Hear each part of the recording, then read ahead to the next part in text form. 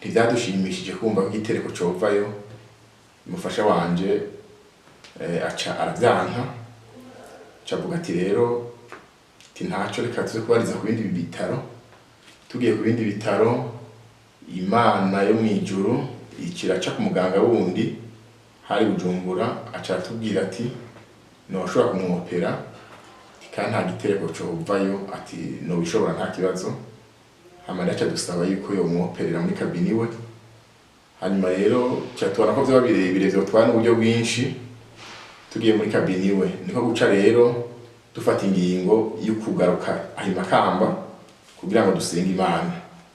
Catumara ukwezi tuko turasenga Imana, tuyihamagara tuti Imana yo mwijuru ushoboye byose, turipfuza yuko udutabara kuko turazi ko uri Imana ishoboye byose. Turabibwira uburoro bwinshi bwa Imana yagitabara n'intahe nyinshi twumvise kuri iyi televiziyo y'Intangirakamaro TV z'abantu bagiye barakira, ugasanga ikibyimba kiri mu nda cayonze. Intangirakamaro yadufashije cyane, twaravanyeyo byinshi byatumye duca tugira Intangirakamaro TV.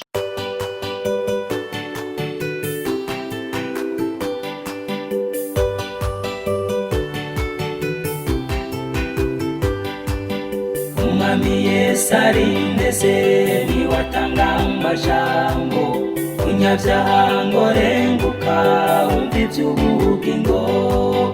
Atugirira ubuntu akatwiyegereza, amajambo meza cyane yo kuntera umunezero. Niyo meza ndayakunda ntahatanezera.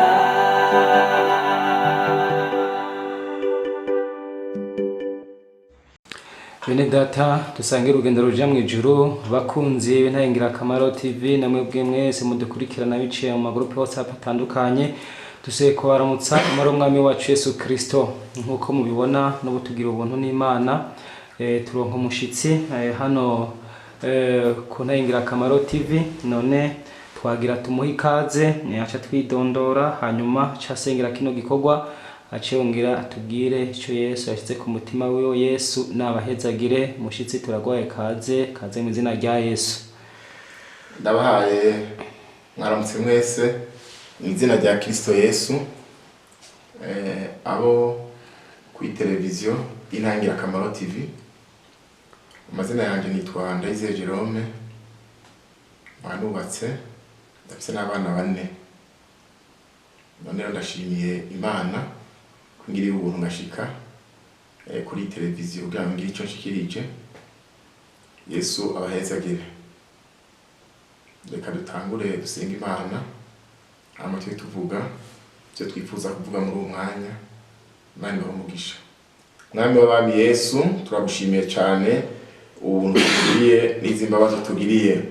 Gize neza Yesu ko waduhaye kubaho kandi waduhaye kugubwa neza. None mutanga bugingo Yesu, turaguhaye kaze muri uwo mwanya, aho tugiye kuvuga ibyawe, aho tugiye kuvuga ibikorwa bikomeye bwende dukorera. Nuhabwe icubahiro Yesu. None turaguhaye kaze mu ruhande rwacu, duhezagire, uduhe umugisha. Urakoze, twiseze mu izina rya Yesu, amen. Nuko hanyuma rero kinzanye kuri televiziyo, ndafise ntahe ngiye gushinga ibikorwa bitangaje Imana yakoreye umufasha wanje. Ariko kandi ngiye kubanza gusoma amajambo y'Imana mu gitabo ca Esteri, igice ni ca 4 ku murongo w'10. Amajambo ajanye no gusenga Imana. Reka dusome mu izina rya Yesu. Esteri yemera guheba amagara ngo asabire abayuda. Maze Esteri avugana na Hataki, amurungikana amajambo kuri Morodekayi, aterega amenyekana b'umwami bose n'abantu bo mu bihugu by'umwami barazi yuko umuntu wese ari umugabo cyangwa umugore yosanga umwami mu karusha adahamagawe, hari icyagezwe kimwe gisa kuri bene uwo, ni ukwicwa. Shita umuntu umwami atunze inkoni y'izahabu y'ubugabe bwiwe, bibaye bityo uwo niwe akira. Ariko jeho maze iminsi 30 ntararengukishwa n'umwami. Nuko babwira Morodekayi amajambo ya Esiteri, maze Morodekayi nawe arabatuma yishura Esiteri ati ntubwire ngo ni wewe wenyene uzokira mu Bayuda bose, kuko uri mu ngoro y'umwami, kuko niwapfa kwiyumya muri iki gihe nta kizobuza Abayuda batabagwa bakarokoka, ariko bivuye ahandi. Ariko weho n'ab'inzu ya so muzohona. Nta wizi kumbure cakwimikishije ngube umwami, no kugira ngo duseruke mu gihe gisa niki. Maze Esiteri bituma yishura Morodekayi ati genda ukoranirize hamwe Abayuda bose bari Shushani, mwisonzeshe ku bwanje, murare iminsi 3 ku murango no mwijoro mutagira ico murya canke munywa. Nanje twe n'incoreke zanje tuzokwisonzesha dutyo nyene, mpeze mbone gushika aho umwami ari, naro guca mu cagezwe, kandi nama ndamukiwe no gupfa mfe. Yesu abahezagire cyane. N'aya majambo y'Imana, igituma mpere kuri aya majambo yo gusenga nuko ugusenga harimo ububasha. Ariko harasimwe ivuga ngo ugusenga harimo ububasha, ugusenga harimo ububasha, ugusenga harimo ububasha, ugusenga harimo ububasha, harimo ububasha. Yesu abahezagiye cyane. N'aya majambo tugiye kuganira, ariko turumvise gusenga birimo ububasha bukomeye. Abayuda bahuye n'ikibazo, hanyuma rero turumvise ko bagira bagesezwe, bagomba bicwe bose bazira kubera Abayuda. Hanyuma rero mugabo Morodekayi yarasanzwe ari kw'irembo ry'ubwami, niwe yatanguye kubimenya ko ari kigomba kibe. Aca arabwira Esiteri wo mu Bayuda biwabo, yarasanzwe ari n'inshuti yiwe, aca avuga yuko ubwoko bw'Abayuda agira bagesezwe. Hanyuma rero aca abwira Esiteri ko yarasanzwe yegereye umwami, yari umwamikazi, ko bakwiye gusenga. Gusenga harimo ububasha. Imana nihabwe icubahiro. Nuko rero amaze kubwira Esiteri aramubwira ati ikintu kiragoye, ati kuko umwami ntupfa kumushikira, ati nagenda umwamikazi nemerewe kumushikira ari uko iminsi 30 iheze. None umva no mushikira gute, byogenda gute? Arabura uko abifata.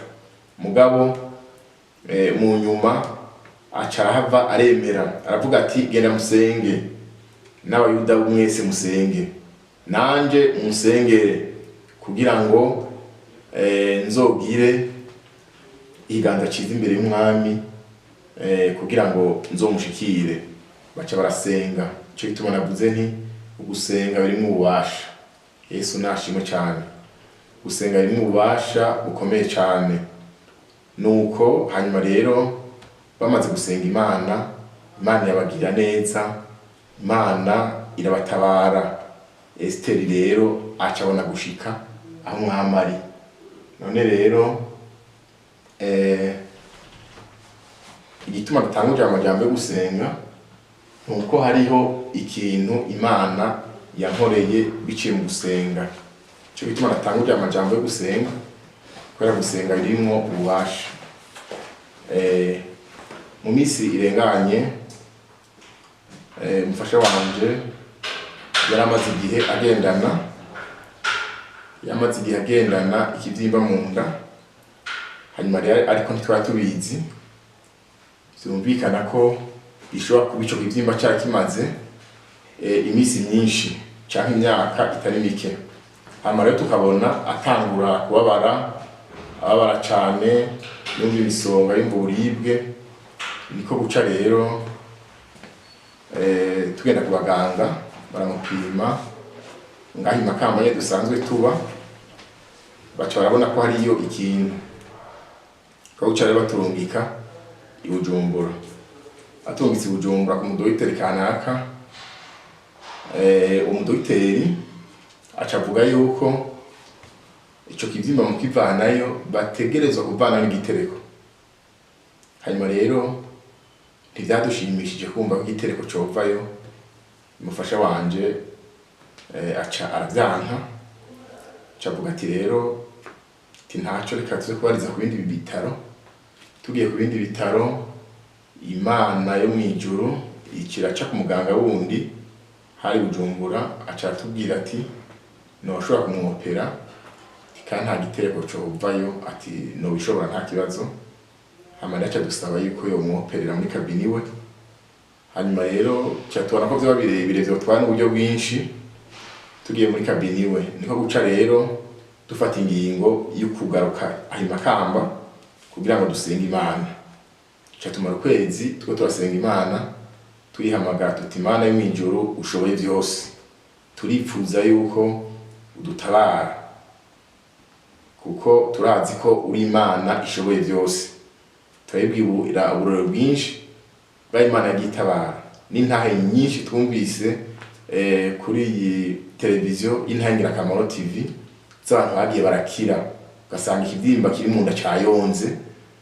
Intangirakamaro yadufashije cane, twaravanyeyo vyinshi vyatumye duca tugira kwizera. Nico gituma twaciye dushima gutangira amashimwe canke naho gushingira intahe Imana kuri televiziyo y'Intangirakamaro TV.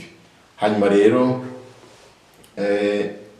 bamaze kutubwira ko tumara ukwezi tuko turasenga Imana, tuyihamagara tuti Imana dutabara, Imana tugire neza. Naba bandi barabatabaye, wewe nabazuye urabazura. Turasenga Imana, twerekana Barazaro, twerekana ba Yutuko bazutse, n'intahe za bene data bamwe Imana yagitabara, ibivyimba bikayonga biri mu nda, ata muntu iriwe arabagwa. Hanyuma rero mugabo twasenga tuvuga tuti Imana ivyo ugomba ari vyo biba.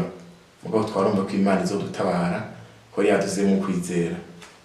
Niko guca rero tugarutse i Makamba haciye nk'ukwezi, tuca turumva ko hari abaganga boba bazokorera ku bitaro vyo mw'Ijenda, kuri hopitale yo mw'Ijenda.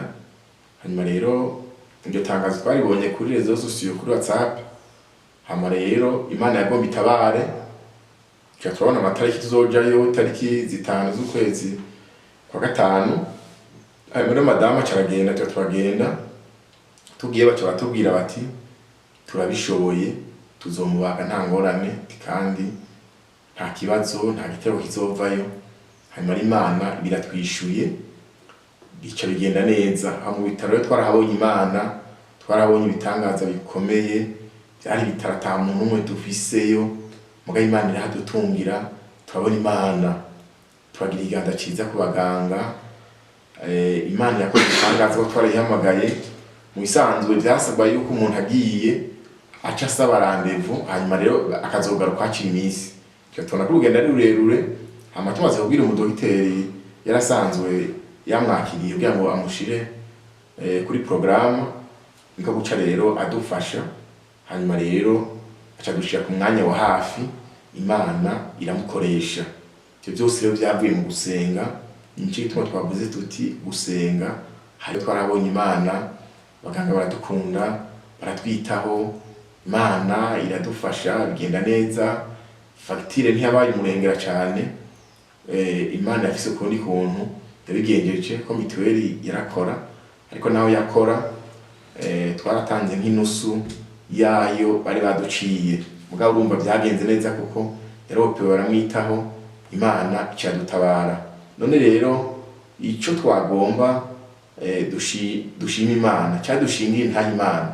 Imana ntiyigeze iheba abayo. Iyo Imana uyihamagaye irakwitaba, kandi yaravuze ngo mpamagara naye ndakwitaba, ibwira Yeremiya. None rero mw'abantu muko muranyumviriza kuri televiziyo, nagira ndababwire yuko Imana itabara. Murimvyi yavuze ngo iratabara, iratabara, iratabara, narabibonye iratabara. Yesu nahabwa icubahiro. Rero Imana iratabara, uyihamagaye iratabara.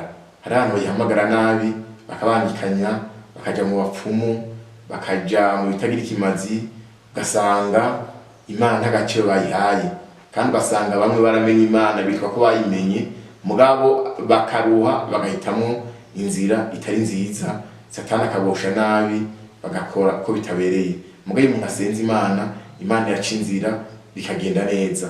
Rero Imana yadutabaye, bantu b'Imana dukunde gusenga, dukunde guhamagara Imana, kandi twizere Imana nk'umutabazi wacu.